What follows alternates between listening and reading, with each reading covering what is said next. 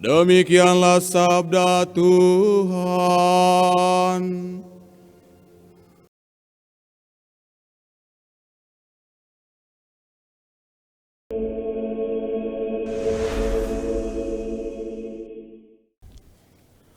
Ambillah, inilah tubuhku.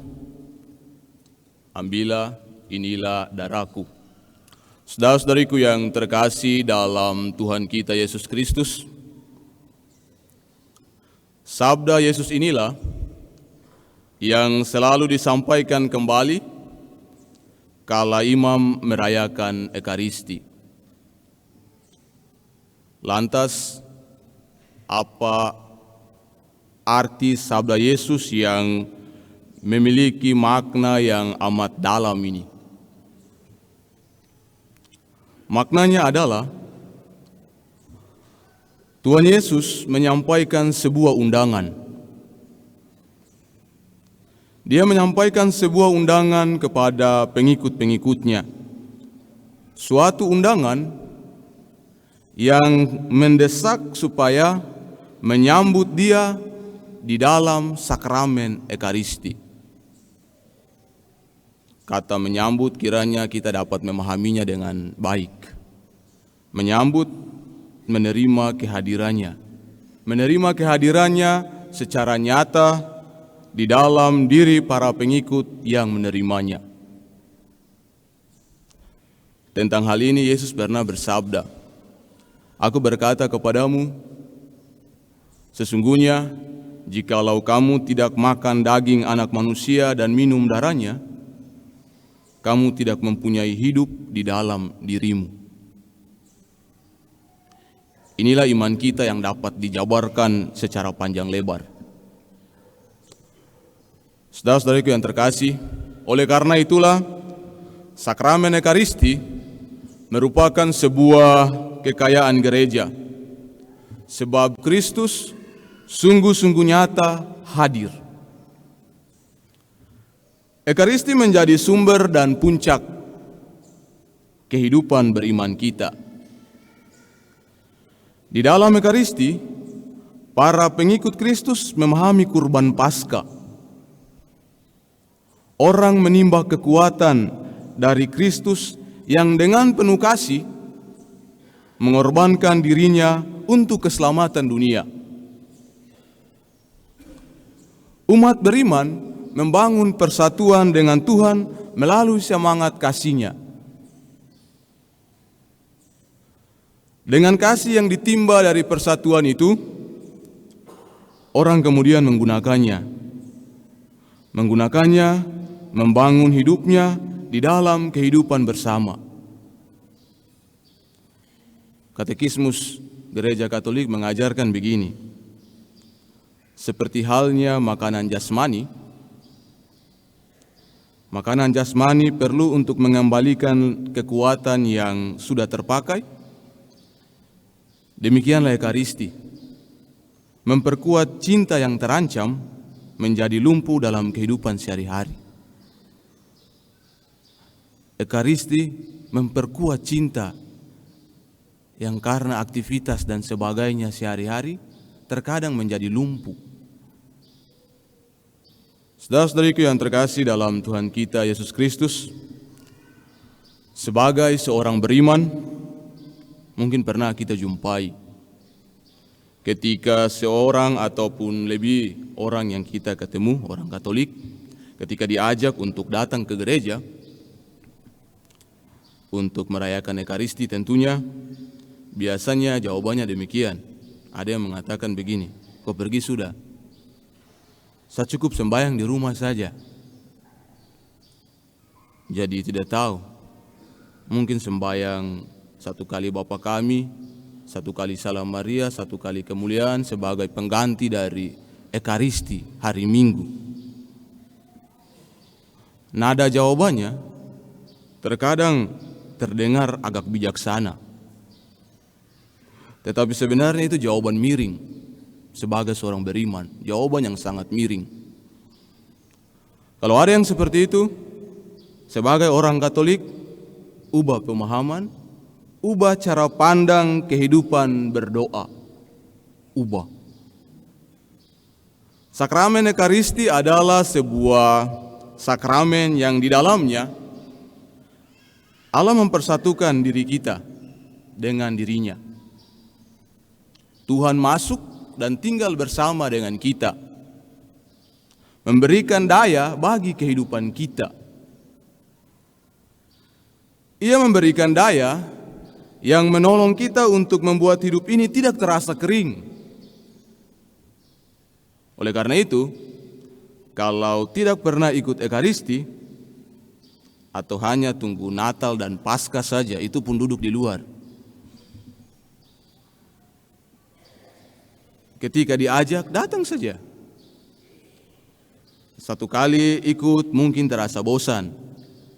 2 kali ikut masih lirik kiri, lirik kanan, bosan masih terasa. Tetapi berikutnya hadir, terus hadir. Terus menerus hadir, dan kita akan merasakan kekayaan Ekaristi itu.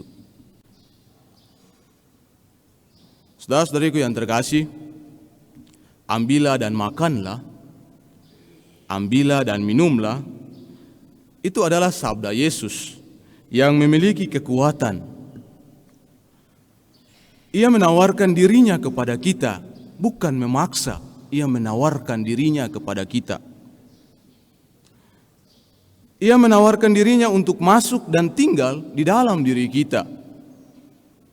Hayati dengan baik, maka diri kita masing-masing akan selalu digeraki oleh kasih Yesus yang tinggal di dalam diri kita. Di luar sana, banyak kehidupan bersama yang amburadul. Mungkin dari hidup keluarga, mungkin dari kehidupan bermasyarakat, mungkin dalam hal mengemban tugas dan tanggung jawab. Jika amburadul, pertanyaannya, dengan daya dan kekuatan apakah kehidupan bersama itu dibangun? Sehingga hasilnya amburadul.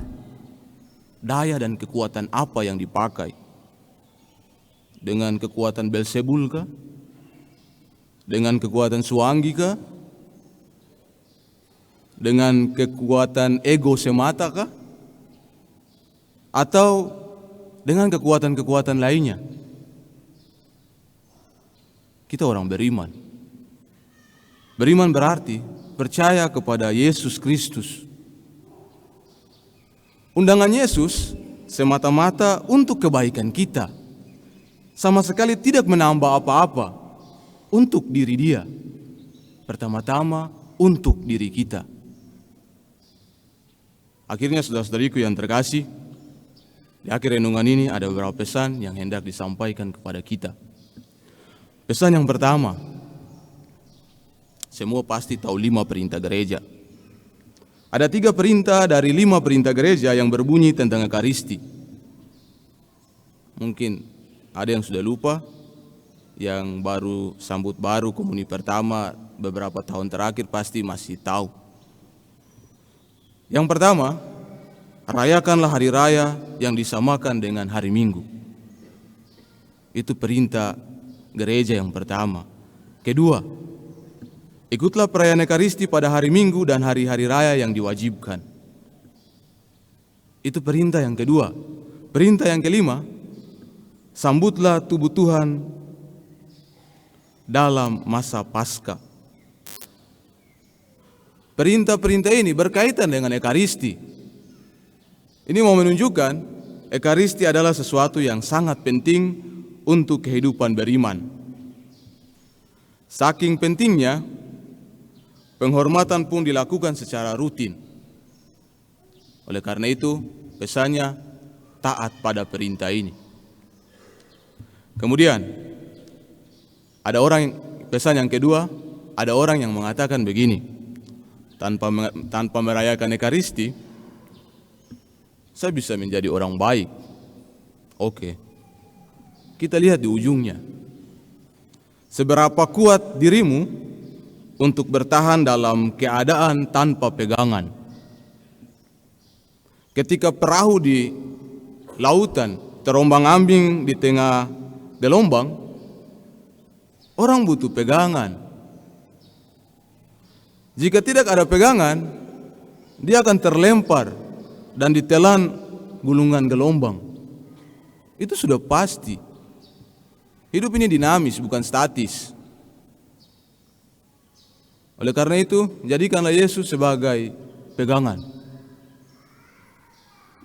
Jadikanlah Yesus sebagai kekuatan dan daya yang menggerakkan jiwa. Itu pesan yang kedua. Pesan yang ketiga, cintailah Ekaristi.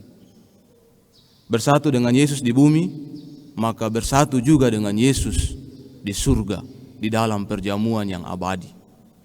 Mari kita berdoa kepada Tuhan. Berdoa kepada Tuhan, semoga Tuhan membantu kita. Terkadang kita lemah, kita mohon bantuan dari Dia. Semoga Dia selalu menggerakkan hati dan pikiran kita untuk semakin mencintai Ekaristi, untuk semakin banyak menimba kekayaan dari Ekaristi itu. Semoga Tuhan memberkati kita semua.